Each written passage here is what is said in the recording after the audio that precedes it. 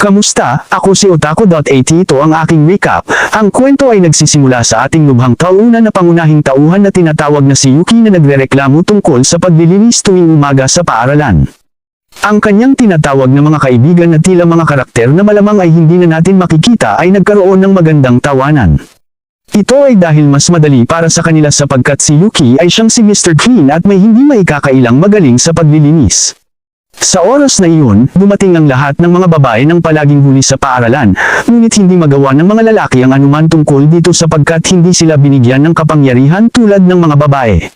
Sa kaibahan ng mga lalaki, ang mga babae ay nakakakuha ng kapangyarihan sa simpleng pagkain lamang ng mga persika. Tinutukoy ni Yuki kung gaano kabaygo ang kanyang buhay dahil ang lahat ng mga lalaki ay parang naglalaro ng buhay sa mahirap na muod mula noong sila'y ipinanganak. Gayunpaman, nagagawa ni Yuki na gawin ang kanyang sarili na kapakipakinabang, gaya ng isa sa kanyang mga kaibigan na humihiling sa kanya na ayusin ang isang butones sa kanyang kasuotan, tulad ng karaniwang ginagawa ng mga lalaki. Kinuha ni Yuki ang kanyang napakamalaking sewing kit at maagap na naayos ito, parang isang makataong sewing machine. Kamangha-mangha, gayunpaman, sinabi ng lahat ng kanyang mga kaibigan, ngunit tinukoy ng munting mahiyain na nerd na ang kanyang kasanayan sa pagtatahi ay hindi nakakatulong sa kanya na makakuha ng mga babae. Tinuruan si Yuki ng kanyang mas matandang kapatid na babae kung paano magtahi dahil ang mga lalaki ay medyo walang halaga sapagkat hindi sila nakakatanggap ng mga benepisyo ng mga persika. Tinuruan siya ng mabuti ng kanyang kapatid ngunit medyo masama ang paraan, sapagkat hinihika siya hanggang sa mawalan siya ng malay kapag hindi niya ito nagawa ng tama. Nagtatanong ang kaibigan ni Yuki na side character tungkol sa kanyang kapatid, ngunit sinabihan siya ng iba pang munting mahiyain na nerd na ito ay isang sensitibong paksa. Malapit na ang panahon para kay Yuki na maghanap ng karera, ngunit nagsisimula siyang magtanong kung iyon na lamang ba talaga ang buhay, na kailangan mong magtrabaho sa isang walang patutunguhan na trabaho at lahat ng tahi-tahi niya, siya ay magiging isang panghabang buhay na talunan. Ngunit biglang nagising si Yuki mula sa kanyang malungkot na estado ng isip at itinataguyod sa kanyang sarili na mayroong ibang makakamtan, isang lugar kung saan siya ay maaaring gumawa ng pagbabago ng hindi kinakailangang magtahi ng kahit isang bagay. Sa oras na iyon, biglang nagmistulang madilim ang lugar at isang malakas na hangin ang pamorsa sa kanya patalikod. Nang magliwanag ang usok, napagtanto ni Yuki na ito ang kanyang pinakamalaking takot. Siya ay naruroon sa isang lugar na tinatawag na Moto. Nagsimula siyang matakot at naghanap ng kanyang cellphone para kumuha ng Moto Instruction Manual. Ang Moto ay tumutukoy sa isang alternatibong dimensyon na maaring pasukin sa pamamagitan ng mga gateway, na kilala rin bilang mga pinto. Biglang lumitaw ang mga pinto na ito sa buong Japan. Ang pinsala o sugat na natamo bilang resulta ng mga halimaw na tinatawag na shuki na pumapasok sa kanilang mundo o mga sibilyan na hindi sinasadyang napapadpad sa Moto ay tinatawag na Moto mishaps. Ang maliit na leksyon sa kasaysayan na ito ay mahusay ang lahat, ngunit ang talagang mahalaga ay kung ano ang kailangan niyang gawin ngayon. Kapag ang isang sibilyan ay natagpuan ng kanilang sarili sa Moto, dapat silang manatili kung saan sila at maghintay na iligtas sila ng Demon Defense Force. Takot na si Yuki at balak lang gawin ito, ngunit isa sa mga nakakatakot na shuki ay lumitaw upang atakihin siya. Tumakbo si Yuki para sa kanyang buhay mula sa mga halimaw na tila lumabas lamang sa bridge, ngunit dumating siya sa isang patay na dulo at lumitaw ang marami pang shuki. Natanto ni Yuki na hindi niya ito kayang tahiin kaya't nagkaroon siya ng isang matalinong ideya na ihagis ang bato sa nilalang. Ito ay hindi nagtagumpay at ito ay lalo lamang nagalit. Nag-isip si Yuki kung ano ang magiging hitsura ng kanyang katawan matapos itong hiwain ng nilalang na ito. Hindi na niya ito kayang tahiin pabalik sa kanyang katawan, ngunit ipinaliwanag niya na hindi niya nais na matapos ang kanyang buhay sa ganitong paraan. Hindi nakikinig ang demonyo sa kanyang mga alalahanin sapagkat siya ay halos sumalakay na, ngunit biglang siya ay iniligtas ng isang babae na sumasakay sa isang shuki. Tinawag siya ng babae na malas para sa mabilis niyang pag-atake at sinimulan ang laban sa lahat ng ibang mga halimaw. Pinagputol-putol niya ng espada ang marami sa mga mababang klase ng mga demonyo ng anime, ngunit napagtanto niya na ang shuki na sinasakyan niya ay nawalan ng mga braso. Alam niya na ang tanga ng bagay ay masyadong mahina, kaya't siya ay patuloy na nangangasiwa ng kanyang sariling gawain. Ang kanyang pangalan ay Kayuka, at siya ang commander ng 7th Squadron sa Demon Defense Force. Sinabihan niya si Yuki na manatili sa likuran, ngunit ginawang napakalaki ni Yuki ang kanyang sarili sa pamamagitan ng pagsasabi na mas lumalala ang sitwasyon sa bawat segundo. Kinontrol ni Kayuka ang isa sa mga shuki sa pamamagitan ng paglagay ng tanikala sa leeg nito, at silang dalawa ay lumisan doon. Nagsimula silang habulin ngunit dumating sina Hamari, Nai, at Shusho upang suportahan ang kanilang pinuno. Iniulat nilang walang ibang mga natirang buhay. Sinuri ni Sonate ang paligid. Natuklasan niya na mabilis na lumalapit ang isang puwersa ng mga halimaw na mababa ang kalidad, kaya't sinabihan sila ni Kayoko na harapin ito habang dinala niya ang bata sa kaligtasan. Kaagad na pinamahalaan ng mga babae ang sitwasyon habang si Himari ay ginaya ang pinakamahusay na anyo ni Mega Man at ginawang gatanggan ang kanyang kamay upang magtusok ng maraming butas sa mga demonyo. Gayunpaman, hindi papatalo si Shusho at ipinakita ang kanyang kakayahan na lumaki ng maging isang higanti na parang isa siya sa mga Avengers. Maliwanag kay Yuki na sa lahat ng mga babae na nakakakuha ng kapangyarihan mula sa mga Persika, ang mga batang babae na ito ang pinakamahusay. Nabalitaan lamang ni Yuki ang mga chismis tungkol sa Demon Defense Force, ngunit ang kanilang pagkilos ngayon ay nagtaka sa kanya. Natapos ng mga babae ang mga Hollows mula sa Bleach, at napagtanto natin na nakita nila ang isang batang lalaki na walang malay. Iniisip nila na baka nakabalik na ang kanilang pinuno sa dormitoryo, kaya't nagpasya silang tingnan kung naayos na ang huling tanawin bago umuwi. Nagising ang munting bata, ngunit sa halip na magpasalamat sa kanila sa pagliligtas, siya ay naghahanap lamang ng kanyang kapatid. Sa ibang lugar, nakita natin na hindi pa nakakabalik ang kanilang pinuno, at siya ay abala sa pagpapaalala kay Yuki tungkol sa pinakamahalagang tuntunin kapag may sibilyan na napadpad sa isang aksidente sa motto, dapat itong manahimik. Biglang tumigil sila dahil nakita nila ang isang babae na naalala ni Yuki na nakita bago pumasok sa gate. Ang babae na ito ay malapit ng matutunan ng isang mahalagang aral mula sa grabidad, ngunit swerte siyang nasave ni Kyoka. Masyadong mabagal ang alipin na Shuki ni Kyoka, kaya't kailangan nilang iwan ito, at nagsimula siyang makipaglaban sa lahat ng mga demonyong humahabol sa kanila.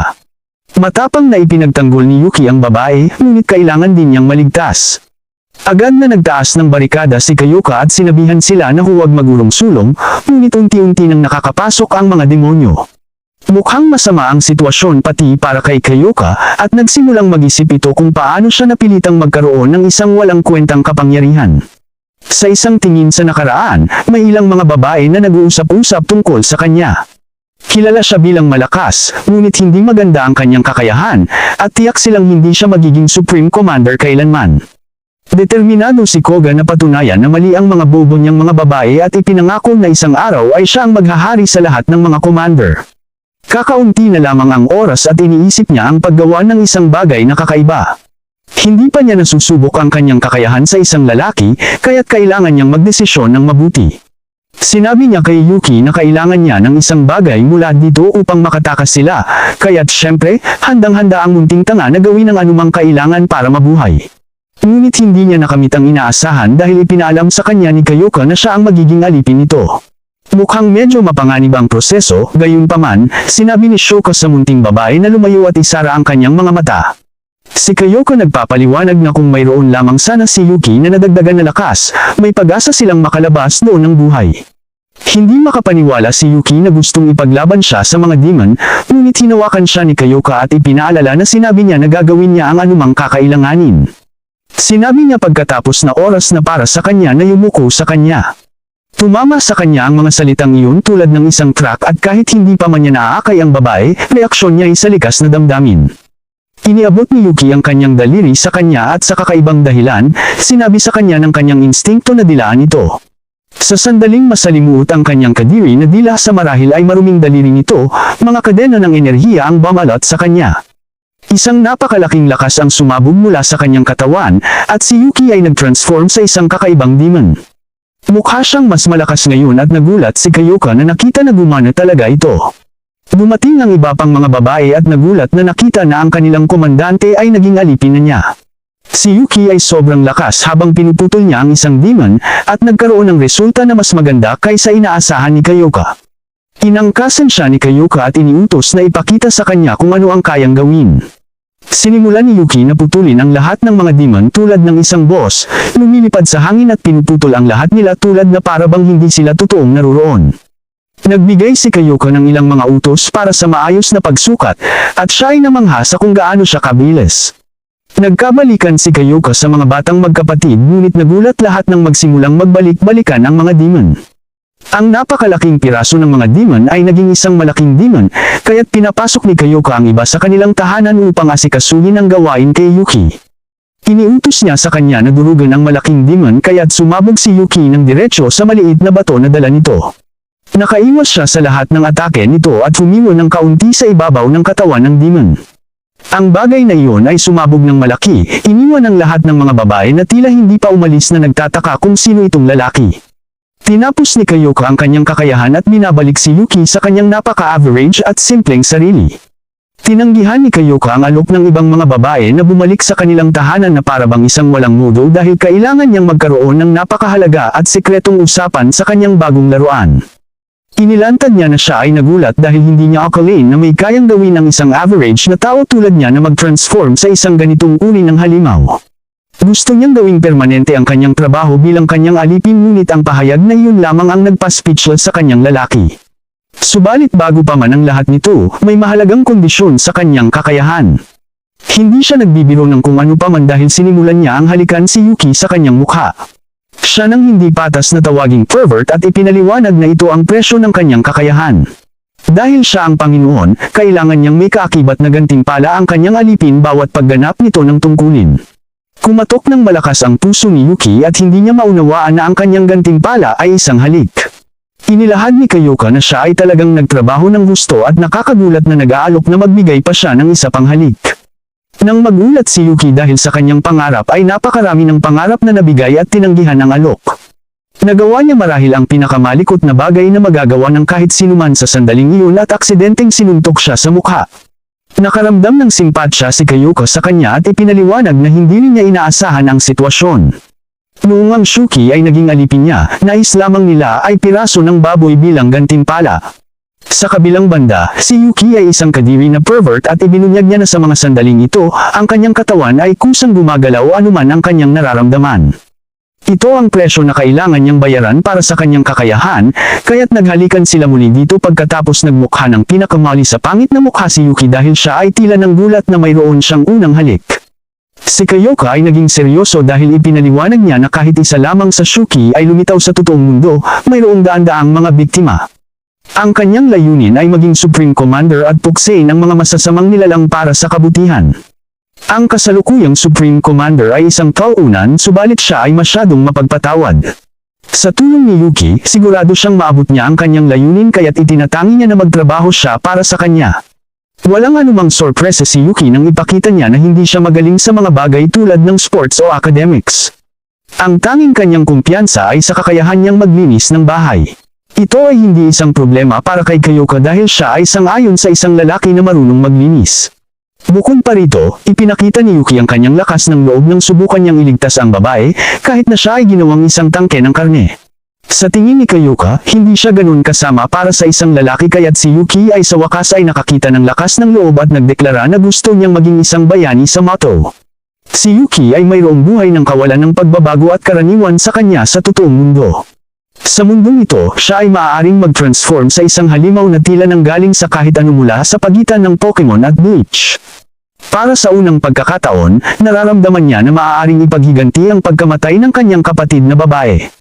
Pinakamahalaga sa lahat, sinabi ng maliit na pervert na ito'y magiging halaga sa kanya lahat ng iyon sa sandaling siya ay makakuha ng kanyang gantimpala mula kay Kyoka. Hindi nagtagal pagkatapos, pumasok sila sa Demon Defense Force Storm. Pumasok si Yuki sa barrier at naghandog upang maging isang kilalang miyembro ng puwersa. Pumasok si Yuki na may ganap na ibang pananaw sa buhay. Siya ay isang lubusang ibang tao ngayon, at siya ay may tiwala habang siya ay tumatayo sa harap ng mga babae naghihintay sa kanyang introduksyon. Nagtataka lamang ang mga babae kung sino itong nerd ngunit ipinakilala siya ni Kyoka bilang ang tagapag-alaga. Ipinaliwanag niya na sa panahon ng labanan, siya ay magiging alipin ngunit sa dormitoryo, siya ay tagapag-alaga ng mga babae. Mayroon sa mga babae na hindi pa nakakita ng lalaki, ngunit ipinaliwanag ni Kyoka na silang lahat ay mga magaling na mandirigma. Silang lahat ay may makulay na personalidad kaya't hindi nagtatagal ang mga tagapag-alaga. Si Yuki ay ang perpektong pumasa dahil siya ay boring at siya ay mahusay sa paglilinis. Si Yuki ay galit dahil sa kanyang inakala na siya ay magiging bahagi ng Demon Defense Force, subalit ipinaliwanag ni Kyoka na ang mga lalaki ay hindi pinapayagang sumali. Iniutos niya sa mga babae na gawin siyang comfortable, kaya't hindi na nagtagal ay binigyan siya ng mga gawain. Halos hindi makasunod si Yuki, ngunit sinay lamang ang mabait sa kanila at nagsabing lahat ay magiging maayos. Ang iba ay mabilis na pinapansin na ang maliit na babae ay mayroong higit na kapangyarihan kaysa sa kanya kaya't mas mabuti na huwag siyang sumalungat. Nawasak ang mga pangarap ni Yuki na magkaroon ng makabuluhang buhay nang siya ay bumagsak sa malalim na depresyon sa kanyang paggawa ng utos ng isang bata. Ngunit, maaaring hindi naman masama ang lahat sapagkat si Kyoka ay may kabaitan sa kanyang pag-welcome sa kanya sa mga squadron. Minsan, kinuha ni Kyoka si Yuki sa pamamagitan ng isang gateway at pinahintay siya habang siya ay may mahalagang papel na kailangang asikasuhin. Hindi makapaniwala si Yuki kung gaano kahayok ang interdimensional travel dahil sa 50 minutong biyahe lamang sa kabilang side para makarating dito. Sa kalaunan, bumalik si Kyoka, kaya't sinabi niya sa kanyang binata na tamasahin ang sariwang hangin habang maaari pa dahil bihirang dumating ang oras ng pahinga. Nagtataka si Yuki kung saan sila pupunta, ngunit wala siyang sagot mula sa sobrang seryosong si Kyoka. Sa motto, si Shusho ay naghahanap kay Yuki at sinabihan na dumaan ang commander sa Yamagata Passage. Siya'y medyo nagulat sa unang ngunit naalala na ngayon ay isang malungkot na araw sa nakaraan kasama si Yuki. Kinuha siya ni Kyoko sa isang sementeryo, ipinaliwanag niya na kamakailan lang ay may insidente kung saan dumami ang Shuki na pumasok sa daigdig na ito at ang isa sa kanila ay lalo pang makapangyarihan. Naalala ni Kyoko ang araw na iyon nang mabagsakan ng matindi ng unicorn ng kanyang bayan, kaya't tinawag niya itong unicorn. Lahat ng Shuki na dumating noong araw na iyon ay na-wipe out ng Demon Defense Force na dumating upang tumulong. Gayunpaman, matapos tingnan ng mga tala, natuklasan ni Kyoka na nakatakas ang unicorn. Ito ang tanging Shuki na nagtagumpay, at gumamit ito ng gateway para bumalik sa motto. Ang unicorn na ito ay buhay pa rin, at galit na galit si Kyoka habang ipinaliwanag niya na mayroon siyang isang utang na loob laban dito. Ipinanumpo niyang lilipulin niya ito, at gusto ni Kyoko na tiyakin si Yuki na handa siya kapag dumating ang araw na iyon. Ito ang dahilan kung bakit niya dinala siya sa sementeryo, upang ipakita sa kanya ang lahat ng mga tao na kanyang gagantihan. Pagkatapos, dumating na ang oras na bumalik sa ngunit gusto ni Yuki ng munting pahinga. Check ni Yuki ang ilang Yelp reviews at natutunan na ang cafe malapit dito ay kilala sa kanyang mga parfait. Ipinaliwanag ni Kyoka na mas mahalaga ang pagbabalik sa motto, ngunit madaling napapayag sa isang larawan ng isang napakagandang parfait. Nagulat si Kyoka sa kanyang kasigasigan, ngunit mas iniisip pa rin niya ang motto.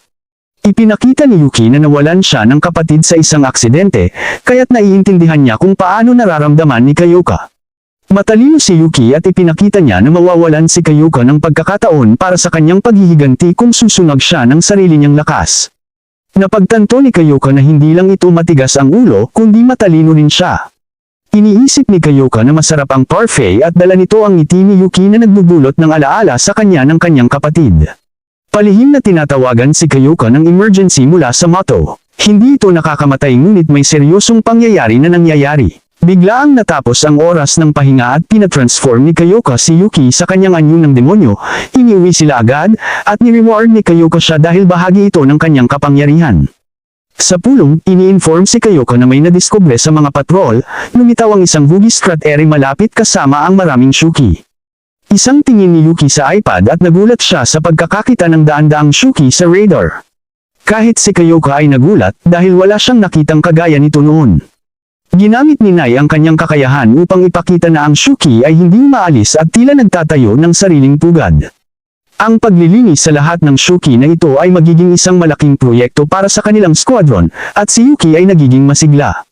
Ipinahayag ni Kyoka na 3 sasakyan ang kanilang gagamitin at nagulat si Yuki nang malaman niyang isa siya sa mga sasakyan. Agad siyang umalis ng maaga sa iba, at tinatawag lang siyang isang mabangis na hayop. Nagdatingan sina Yuki at Kyoka sa crater, at iniisip niya kung gaano kasama kung may mabagsak sa loob kasama ang lahat ng Shuki. Gusto niyang simulan silang patayin, pero sinabihan siya ni Kyoka na hintayin ang kanyang signal. Nagsimula ang iba na una sa atake, at ipinaliwanag ni Kyoka na mas madali kung lalabas ang Shuki kaysa sa isa-isa silang patayin. Matitibay ang Shuki, pero simpleng estilo lang ang kanilang pakikipaglaban. Basta't sumusunod sila sa kanilang estratehiya, imposible silang matalo. Sinabihan ni Kyoka si Yuki na maging handa dahil magsisimula sila ng kanilang atake kapag umabot na sa peak size ang isang malaking Shuki. Bigla, isang malakas na beam ang lumabas at tinama. Si Shusho. Saan galing ito? Nakita na galing sa isang solong unicorn na hayop. Agad itong nakilala ni Kyoka bilang ang nagmassacre sa lahat ng iyon na tao, at ito'y umatake sa kanila. Lubos nitong winasak ang kanilang truck, at ang babae na nakamount doon ay nag-anunsyo na sumali na siya sa kaganapan. Nagugulat si Himari na nakakausap pala ng babae dahil akala niya isang halimaw, ngunit ito'y nagagalit lamang sa kanya. Nagsunog ito ng malakas na atake, ngunit nasusundan lamang ito ni Himari sa pamamagitan ng pag-transform ng kanyang braso bilang isang shield. Ang atake ay nagpapatunay na sobrang lakas nito, gayunpaman, nasira ang Himari shield, at tinamaan siya ng nakapaminsang liwanag. Agad na umatake si Yuki at Kyoka, at nagtagumpay silang itaboy ang unicorn. Natuwa ang babae sa kanilang lakas. Galit na galit si Buck sa kanyang harap-harapang pagtutuos sa unicorn. Natuwa ang babae na may palayaw sila para sa demonyo, at na-stun si Yuki sa kahindik-hindik na anyo ng beast, ang pumatay sa bayan ni Kyoka. Ang lahat sa kanilang koponan ay nasa masamang kalagayan, at nagtanong si Kyoka kung sino ang babae. Ipinaliwanag ng babae na siya ang mortal na kaaway ng Demon Defense Force, at nagulat si Buck nang ilabas niya ang isang motto peach. Nagtaka ang babae kung nakita ba ni Kyoka ang kanyang nakababatang kapatid kahit saan, ngunit hindi sumagot si Kyoka. Ginamit ng babae ang peach bilang distraction para makapagtapon ng sneak attack, ngunit napigilan ni Yuki ito. Gumamit si Arduo ng isang klase ng combo move, ngunit walang epekto sa babae. Ipinaliwanag ng babae na palagi siyang sinusundan ng kanyang kapatid noong bata pa sila, ngunit nang lumaki ito ng kaunti, naging pasaway. Habang nangunguna ang babae sa laban, ipinaliwanag niya na ang pagtanda ng kanyang kapatid ay nangangahulugang maaari na siyang pagsabihan nito. Hindi makapagsabi si Yuki kung Shuki ang babae o hindi, ngunit tiyak siyang iba ito sa anumang kanyang naging katunggali noon. Naghahanda ang babae na sabihin ang pangalan ng kanyang kapatid, ngunit na-interrupt siya ng lahat ng Shuki na magkasamang naging isang malaking higanti. Galit na galit ang babae sa nasirang pag-uusap, ngunit naalala ni Yuki ang kanyang kapatid. Galit na galit ang babae na na-interrupt habang nagkukwento tungkol sa kanyang kapatid, at agad niyang nilupig ang malaking beast. Inililibing niya ang labi ng demonyo sa unicorn, at ngayon lang napagtanto ni Kyoka na siya ang pinuno ng Shuki. Nalulungkot ang babae na mukhang wala silang alam sa motto, at madali niyang iwasan ang atake ng aming bayani. Ipinaliwanag niya na ito ay isang daigdig na puno ng sumpa at inihiwalay si Kyoka mula kay Yuki sa isang atake. Na-impress ang babae na may ganitong lakas si Kyoka at hinawakan ito. Takot si Yuki na maaari siyang durugin ng babae tulad ng ginawa nito sa malaking beast, ngunit nagulat ang babae. Napagtanto niyang hindi siya Shuki sa kabuuan. Hinawakan siya ng babae, ngunit bumalik si Kyoka sa laban para itaboy siya. Nakagawa si Kyoka ng ilang pinsala at umatake muli, ngunit itinigil siya ng unicorn. Nakatakas sila, ngunit hinihingi ni Kyoka na bumalik ang mga duwag.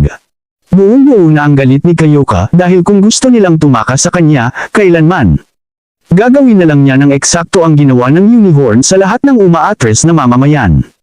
Sumumpa siyang hiway ng mga ito mula sa likod. Ngunit nang humarap siya kay Yuki, nakita niyang abala ito sa pagtulong sa kanilang koponan. Iniinda ni Kyoko ang kanyang pagmamalaki at sinabihan si Yuki na ang kaligtasan ni Himari at Shusho ang kanilang pangunahing prioridad, kaya't outrest muna sila ngayon. Nagsisisi si Kyoka sa pagpapabiya niyang umiral ang galit, dahil ngayon ay napagtanto niya na halos mawala na niya ang kanyang mga kasamahan sa koponan. Nang bumalik sila sa tahanan, ipinaliwanag ni Kyoka na ang mga sugat ng kanilang koponan ay mga maliliit lamang at magiging lubos na gumaling sa susunod na araw. Ang gantimpala ng maliit na kakaibang nilalang ngayon ay ang pagiging tinapaktapakan, at natatakot si Yuki sa mga hinihingi ng kanyang kakaibang inner psyche. Humingi ng paumanhin si Yuki sa pagpapalampas sa unicorn, ngunit hindi ito inisip ni Kyoka dahil mas mahalaga ang kaligtasan ng kanilang koponan. Iniisip niya na ang babae ay marahil ay isang bagong uri ng Shuki.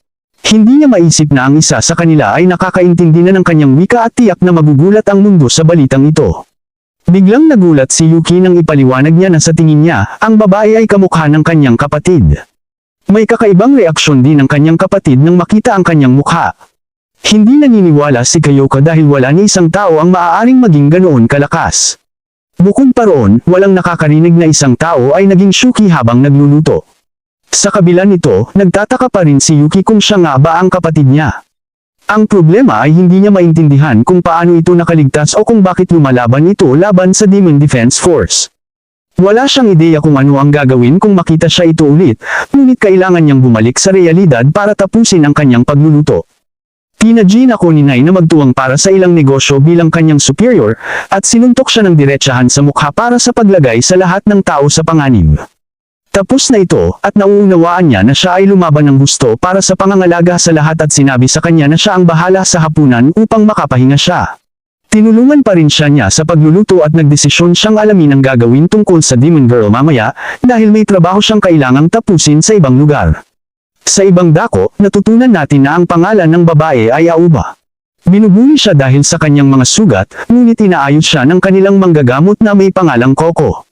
Tiyak si Aoba na ang halimaw na kanyang nilalabanan ay ang kanyang kapatid na si Yuki, ngunit nagtataka siya kung paano ito napunta sa anyong Shuki.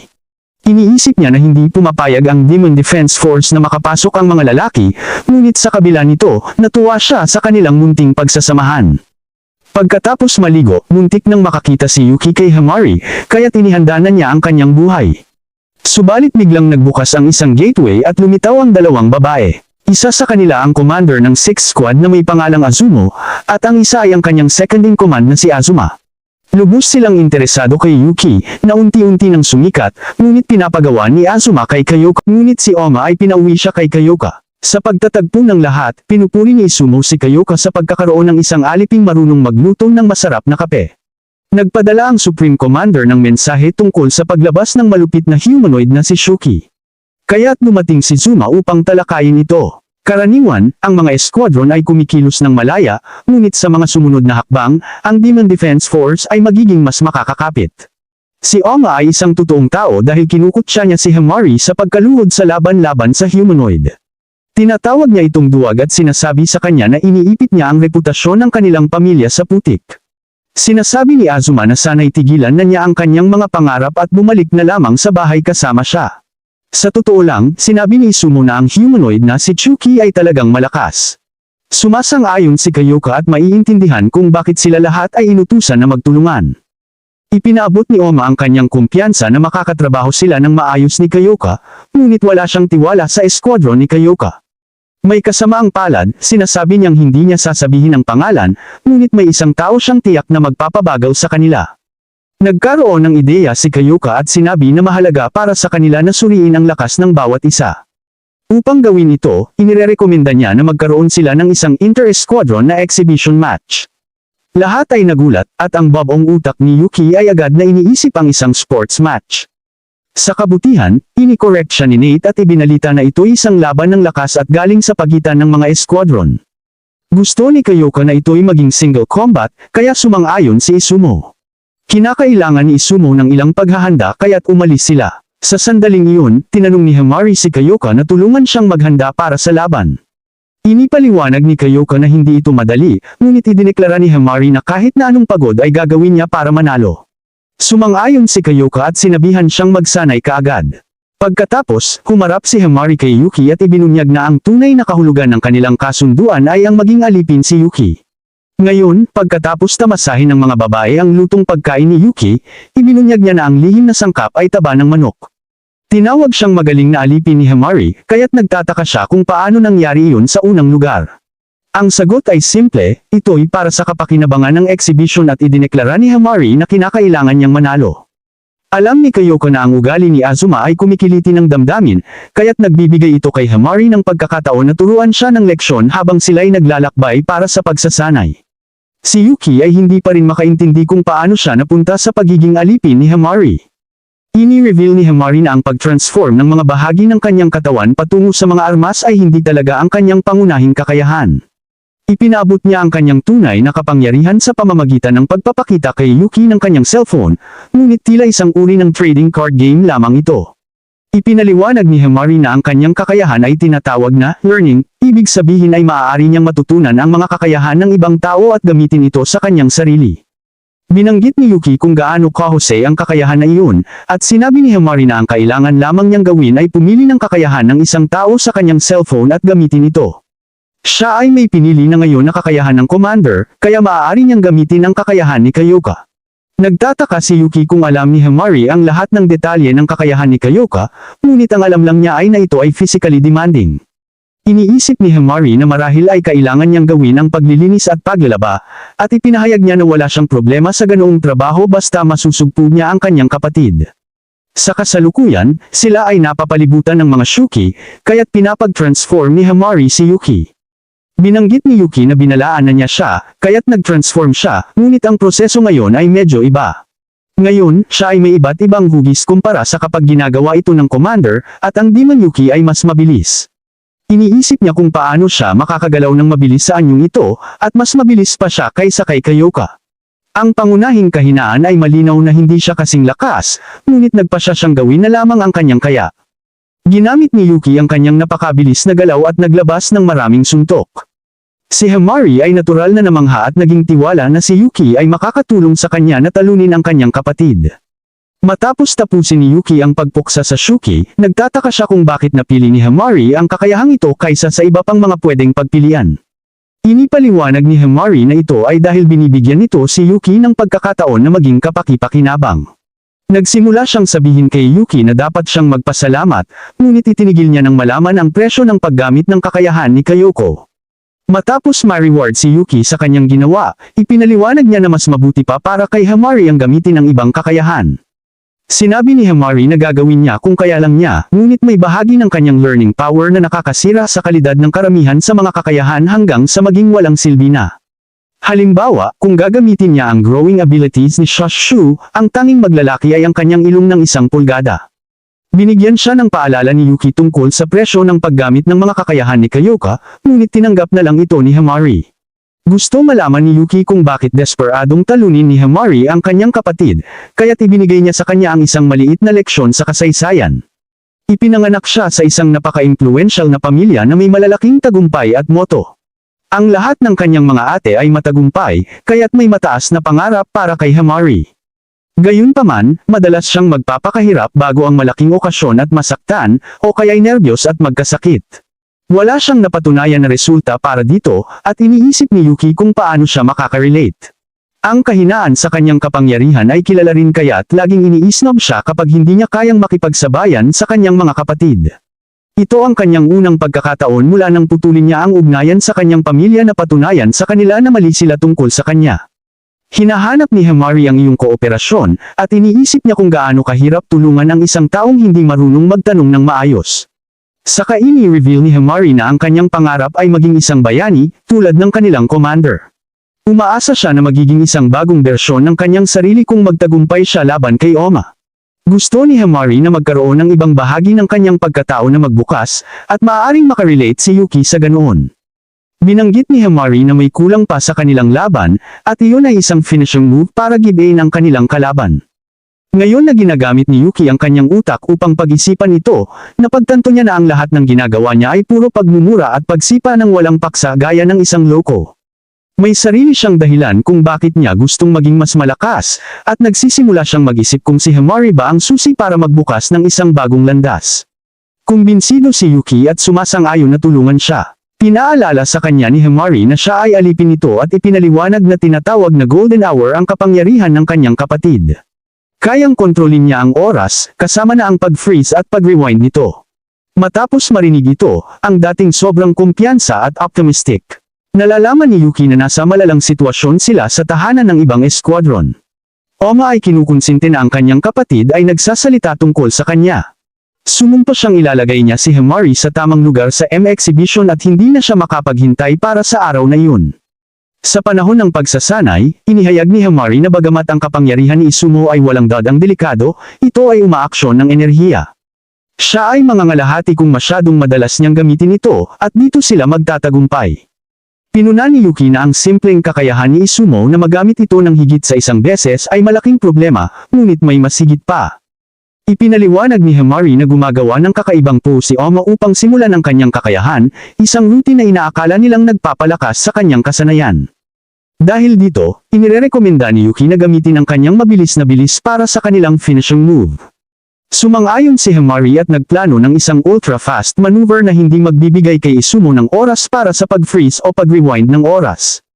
Kinakailangan din ito ng sapat na lakas upang patalsikan si Izumo sa laban ng tuluyan. Sinubukan ni Yuki ang isang mabilis na hakbang paparaan sa isang head punch, ngunit kinakailangan itong pagyamanin patungo sa isang matalim na suntok na hindi maaaring iwasan. Inutos ni Himari kay Yuki na ilabas ang lahat ng kanyang lakas sa isang bahagi lamang ng kanyang katawan, kaya't ginawa niya ito sa kanyang mga binti at naging napakalaki nito. Sa sandaling iyon, lumitaw si Shuki ng maayos na maging practice dummies. Dahil sa malalaking binti ni Yuki, mas mabilis siya kaysa dati, ngunit ang kanyang unang pagtatangkang itaas ang espesyal na galaw ay hindi gaanong magtagumpay. Pagkatapos talunin ulit ang lahat ng Shuki, napagtanto ni Yuki na labis-labis na niya itong ginawa, sapagkat pagod na ang kanyang mga binti. Malinaw na nawala niya ang lahat ng lakas sa kanyang braso dahil ibinuhos niya ang kanyang enerhiya sa kanyang mga binti. Itinakda ni Himari na kailangan lamang niyang ituloy ang pagsusuri nito hanggang sa maperpekto niya ang kanyang teknik at binigyan siya ng kasiyahan sa pagtapik sa kanyang ulo. Pumunta si Kyoka sa kanilang susunod na sesyon ng pagsasanay, at siya'y namangha sa nakikita niyang totoong iba na si Yuki. Binati rin niya si Himari para sa magandang ideya ng finishing move ngunit nagtaka kung bakit ito ay nasa malayo habang pinagmamasdan siya. Paalala ni Kyoka sa kanya na may pangunahing kakanyahan sa paggamit ng kanyang kakayahan at sinabihan siyang gawin siyang maipagmamalaki habang umaalis. Ang kanyang mga salita ay dumaraan sa isipan ni Himari, kaya't sumakay siya kay Yuki at ipinaliwanag na siya ay tatayo sa kanyang likuran sa exhibition match. Iniisip ni Himari kung paano ang kakayahan ni Kyoka ay nangangailangan na siya'y magkontrol sa kanyang alipin, hindi lang nakaupo at nagme-mentor sa kanya. Hinawakan ni Himari ang mga kadena niya at inutusan siyang ilabas ang kanyang lakas sa kanyang mga binti. Ginawa ni Yuki ito at napansin na mas maraming lakas ang dumadaloy sa kanya kaysa dati. Iniutos ni Himari na durugan ang unang Shuki na makikita nila at madali itong nasugatan sa kanyang atake. Si Yuki ay hindi makapaniwala sa kanyang ginawa, at napagtanto nila na ito ay isang matagumpay na finishing move na kanilang pinagtatrabahuhan. Hindi sigurado si Yuki kung maaaring ulitin ito, ngunit swerte para sa kanila, maraming practice dummies ang nagpakita para tumulong. Matapos mapatalsik ang lahat, sobra ng pagod si Yuki kaysa sa karaniwan. Natanggap ni Yuki ang kanyang susunod na gantimpala at ipinapangako na susubukan niyang maunawaan ang bagong teknikang ito para magamit ito sa hinaharap. Nagsisimula ang isang maganda at matamis na training montage na nagpapakita kung paano si Yuki ay mas lumalakas sa bawat araw. Sa araw ng exhibition match, dumating na si Izumo at ang iba pang mga kasama. Alam ni Zuma na may plano si Himari, ngunit sinusubukan niyang magdulot ng pag-aalinlangan sa isip ni Himari dahil hindi niya ito naniniwala na magtatagumpay ang kanyang kapatid. Medyo naguguluhan si Himari, ngunit dumating si Yuki upang sabihing malapit nang magsimula ang laban. Alam ni Yuki na nangangamba si Himari, kaya't sinasabi niya dito na huwag mag-alala at inuudyukan siyang magtagumpay at ipinaalala ang kanilang matinding pagsasanay. Nababalik ang tiwala ni Himari, at nangako siyang mananalo sila. Kapag handa na ang lahat, sinusulat ng bawat isa ang kanilang pangalan upang magamit ni Gina ang kanyang kakayahan.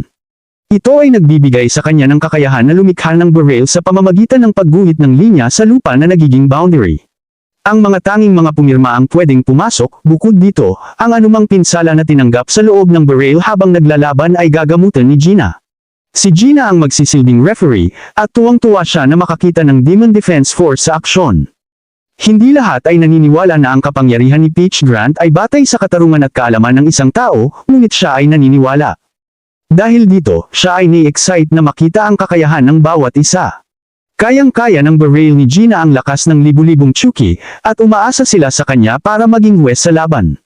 Malinaw kay Yuki na isang fangirl ng Demon Defense Force si Gina, ngunit nangangahulugan din ito na hindi niya gusto ang mga lalaki. Hindi kasali si Nai bilang isang noon fighter, kaya ang trabaho niya ay maging taga-suporta sa kanyang mga kasama. Agad-agad, ang unang yugto ay magiging sa pagitan ni Himari at Izumo. Ang mga patakaran ay sino man ang sumuko o na-knockout sa unang tagpo ang matalo. Ang mga pinsala ay gagamutan, kaya't sila ay inuudyukan na magbigay ng lahat. Nagplano si Azuma na ilipat si Himari pabalik sa kanilang tahanan kapag siya'y matalo, ngunit ipinaliwanag ni Himari na hindi na siya ang dating tao noong mga panahon na iyon. Nagsasaad siyang siya ay mananalo at ipinatransform si Yuki. Hindi tatanggi si Oma na gamitin ang alagang aso sa laban, kaya't pinahintulutan niya si Yuki na makilahok dito. Sa parehong panig na handa, nagsisimula na ang laban. Nagsisimula si Azuma sa pamamagitan ng babala sa kanyang kapatid, ngunit bago pa man niya matapos ang kanyang pangungusap, siya ay hinihika mula sa mabilis na atake ni Yuki. Wala siyang ideya kung saan ito nanggaling, ngunit nagtagumpay siyang muling magsanay ng oras ng 5 segundo. Ngunit napagtanto ni Himari na si Oma ay unti-unti nang napapagod. Swerte para sa kanila, nagplano sila ng maayos kung sakaling hindi nila ito matapos sa isang tama lang. Inihahanda ni Azuma ang sarili upang malaman kung ang kanilang unang atake ay tama lang o kapwa fluke, at iniisip kung paano hindi napapansin ni Himari na ang kanyang kakayahan sa pagmanipula ng oras ay lumalakas na. Pinuna ni Oma na ang mga munting kapatid ay hindi kailanman makakatalo sa mga malalaking kapatid at gumamit ng kanyang kakayahan na tinatawag na prime time. Si Yuki ay isang lubos na mabilis na atake. Naisakatuparan ni Azuma ang paggamit ng Golden Hour upang baliktarin ang oras ng 5 segundo pabalik bago ang atake. Sa pagpasok nila sa saklaw ng atake ni Azuma, pinastop niya ang oras ng 5 segundo. Sa kasamaang palad para sa kanya, napagtanto niya na nakalabas sila sa kanyang saklaw, at unti-unti nang napagtanto ni Azuma na binabago nila ang kanilang mga taktika ng may layunin. Masaya si Amari na makita na napilit niyang masayang ang kakayahan ng kanyang kapatid kaya't sinabi niya kay Yuki na sundin ang plano. Natutuwa ang mga tagapanood sa pagiging mabilis ni Yuki, mas mabilis pa kaysa sa isang mabilisang bala, at nagiging malinaw na sinusubukan ni Amari na guluhin si Azuma habang nag-iikot lamang sila. Ramdam ni Yuki sa kanyang mga buto kung gaano kahigpit na gusto ni Amari manalo at muling ipinapahayag kung paano niya dapat tulungan ito na talunin si Azuma. Pinaigting ni Yuki ang kanyang bilis, at ang kanilang munting cheering section ay nagagalak para sa kanilang dalawa. Dinala ni Azuma ang isang baril na espesyal na binago para gamitin sa mat, ngunit masyadong mabilis si Yuki sa anyo na ito. Lalong nagiging iritado si Azuma, ngunit nalulugod si Yuki na sila ay nagpapakunwari lamang na nagiging baluko siya, tulad ng kanilang plano. Nakatutok si Izumo at natutuwa sa palabas na tila magiging maganda. Iniisip ng lahat na ang paglilingkod ni Yuki ay para lamang kay Kyoka, ngunit malinaw na ngayon ay kaya niyang ayali ang kanyang sarili sa isang bagong amo. Habang sila'y naglalaban, iniisip ni Himari na kayang gamitin ni Izuma ang Golden Hour agad. Ngunit kailangan niyang gawin ang kakaibang pose bago ito magamit. Sa pag-umpisa pa lamang ng pose, nagdedesisyon sila kung ito ay atakihin o ilalayag. Maliban dito, nasusuri nila kung nagamit na ba niya ang kanyang kakayahan batay sa kanyang kilos. Kung bigla siyang magmukhang pagod, ebidensyang ginamit na niya ang kanyang kakayahan, kung hindi, kailangan nilang iwasan ito habang iniiwasan ang mga bala. Dainfermi ni Harari na kaya lamang gamitin ni Izuma ang kanyang kakayahan ng ilang beses na pinakamahusay dahil ito ay isang malaking pag-drain sa kanyang enerhiya. Kung magagamit lang nila ito ng walang kabuluhan, tiyak na mananalo sila. Alam na ni Azuma kung ano ang iniisip ni Amari at naintindihan na ang kanyang diskarte. Dahil dito, nagpasya siya na gamitin na ang kanyang trample sa wakas. Iniisip ni Amari na ito'y isa pang Golden Hour at sila'y labas na sa saklaw nito. Ngunit siya'y nagkakamali dahil ginamit ni Izuma ang prime time upang pahintuan ang oras ng 10 segundo. Pinastop nito ang isang mas malaking lugar, nasasakop ang lahat, at si Amari ay walang paraan ng pagtakas ngayon. Sa kasamaang palad, nanumpa si Azuma na talunin ang kanyang kapatid upang muling dalhin ito sa kanilang tahanan at gawing parusa ang kanyang buhay. Binaril niya ng ilang bala ang kanyang kapatid bago matapos ang 10 segundo. Pagkatapos ng oras, nagsimula ulit ang lahat ng gumalaw, at tinamaan ng mga bala ang ating mga bayani. Wala man lang nakakita kung ano ang nangyari dahil lahat sila ay nag-aakala na si Amari ay nananalo sa laban, ngunit ngayon ay siya ay nakadown para sa bilangan. Ipinaliwanag ni Azuma ang kanyang kakayahan sa prime time. Sa pamamagitan ng pagsasagawa ng ultimate pose, kayang doblehin niya ang oras na kanyang maaaring kontrolin. Ang tanging downside ay nakailangan itong magtagal ng ilang segundo mas mahaba kaysa sa Golden Hour bago ito mag-activate. Alam ni Azuma na ang kanyang kapatid ay nagiging mahusay na sa kanyang ibang pose, kaya't wala siyang ibang pagpipilian. Lahat ng nanunood ay nagugulat dahil hindi nila alam na kayang pahintuan ni Azuma ang oras ng buong 10 segundo. Amari ay hindi makapaniwala na itinago ng kanyang kapatid ang kakayahang ito, ngunit ipinaliwanag ni Azuma na ang isang henyo tulad niya ay lalo pang bumubright sa paglipas ng panahon. Ang hindi pagkasama nito sa kanyang mga kalkulasyon ang naging pagkakamali ni Amari. Ipinaalam ng aming tagapagsalaysay na si Harari ay nakakuha ng magandang pagkakataon dahil sa kahusayan ni Yuki, ngunit sinira ni Azuma ang lahat ng iyon gamit ang kanyang trample. Ang paglabas ng kanyang prime time ability ay lubos na nagbago ng sitwasyon. Kinakabahan si Nai para sa kanyang kaibigan, ngunit alam ni Shusho na ang laban ay hindi pa tapos. Sila'y nagbibigay ng suporta sa kanilang kaibigan at hinihikayat si Amari na ipakita ang kanilang squadron kung ano ang kanilang gawa. Hindi maganda ang takbo ng mga bagay, ngunit alam ni Azuma nang mabuti ang kakayahan ni Amari sa pag-aaral. Ipinaliwanag ni Azuma na kapag ang learning power ni Amari ay nag-a-adapt ng isang kakayahan na may kaakibat na presyo, hindi niya magagamit ang isang skill switch hanggang hindi binabayaran ang presyo. Kaya't hindi pwedeng baguhin ni Amari ang kanyang mga kakayahan sa kalagitnaan ng laban. Gustong-gusto ni Azuma na saktan ang kanyang mga kalaban habang sila'y nasa ilalim, at ipinaalam kay Amari ang kanyang nakaraan. Inaalaala niya sa kanyang kapatid na hindi niya kayang maabot ang mga inaasahan kapag usapan na ang mga mahahalagang bagay. Sa pagkakataong ito, wala siyang paraan upang labanan ang prime time ability ni Azuma. Inuutusan niyang sumuko si Amari, at nagsimula ng isipin ni Amari kung laging ganito na lang ang mangyayari. Nagtataka si Amari kung ang lahat ng kanyang pagsusumikap ay nauuwi sa wala, ngunit ipinapakita ni Yuki na si Azuma ay nagpapakunwari lamang para sirain ang kanilang kumpiyansa. Sinasabi niya kay Amari na tingnan ang mukha ni Azuma at ituro kung gaano siya kapagod. Maliwanag na galit si Azuma, at iniuulat ni Yuki na tila hindi na niya kayang gamitin ang kanyang kakayahan ulit. Ipinapahayag ni Yuki na ika'y maging kaiyahiya kung ang kanyang Panginoon ay gagawa ng isang kamalian tulad ng pagtitigil habang sila'y malapit ng manalo. Sinasabi ni Amari na tila napapagod din siya at may totoong magandang bibig para sa isang alipin. Naibalik ang kumpiyansa ni Amari, at ipinapangako niyang parurusahan si Yuki pagkatapos ng lahat ng ito. Ang mga kaibigan ni Amari ay nagbibigay ng suporta habang sila'y bumabangon na, at malinaw na ang klimaks ng laban ay malapit na. Azuma naghahanda ng kanyang sandata at sinasabihan si Sumari na tigilan na ang kanyang nakakahiyaang ugali. Wala nang pangungulit sa isip ni Amari dahil makakakita na siya ng mga bagay ng malinaw ngayon. Ipinapunto niya na sa kanilang squadron, ang pagiging matatag at paglaban hanggang sa dulo ay hindi nakakahiya. Iniisip ni Azuma kung paano niya inaakala na ang pagbali ng espiritu ni Amari ngayon ay magpapadali sa kanyang pagsasanay sa kanya mamaya, ngunit hindi gaanong nangyari ang mga bagay. Si Yuki at si Amari ay naghahanda upang gamitin ang isang galaw na kanilang naisanay. Kaya, si Azuma ay kumukuha ng kanyang golden hour pose. Ang katawan ni Yuki ay naglalabas ng isang nakasisilaw na liwanag, ngunit nagulat si Azuma dahil isinagawa na niya ang kanyang pose. Inisiguro pa rin niyang umatras ang oras ng 5 segundo, handang tapusin ang laban, ngunit mas nagulat siya na makita si plain old Yuki sa harap niya. Hindi niya makita si Amari kahit saan, ngunit ang oras ay nauubos na sa kanyang kakayahan, kaya't pinaputok niya ng ilang bala ito.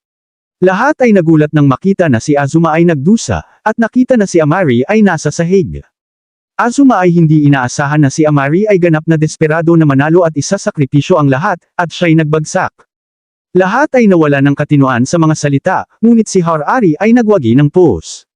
Opisyal na inihayag na si Amari ang nanalo, at ang lahat ay nagdiriwang.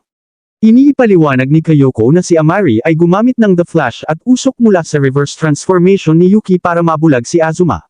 Siya'y namamangha sa kanyang ikalawang sa komandante at pinupuri siya sa kanyang diskarte. Ini-stop ng lahat ang pagsisigaw nang ma-realize na si Yuki ay nasa masamang kalagayan.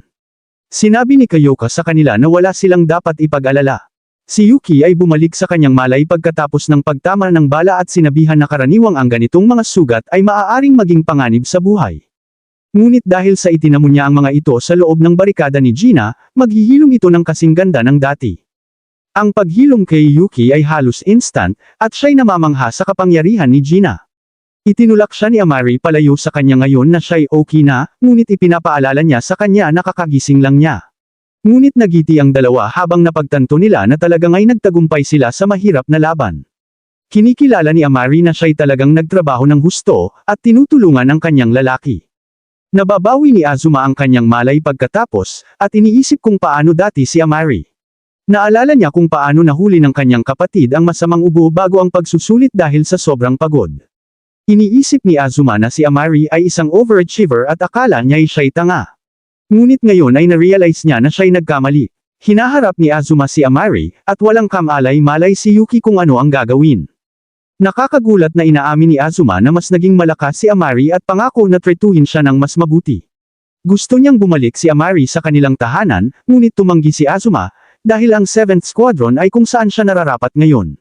Wala nang maipapangako na makakapagdala sa kanya pabalik, kaya't durog si Azuma.